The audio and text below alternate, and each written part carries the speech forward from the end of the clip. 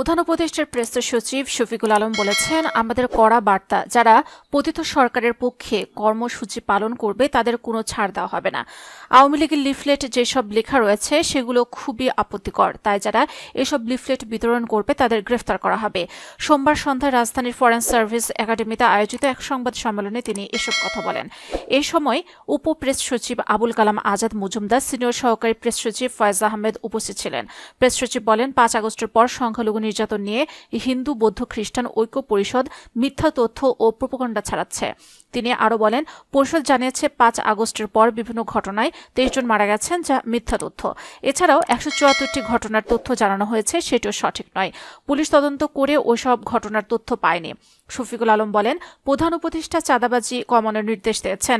রোজায় যেন জিনিসপত্রের দাম সহনীয় থাকে, আমরা এখনো এগুলো নিয়ে কাজ করছি।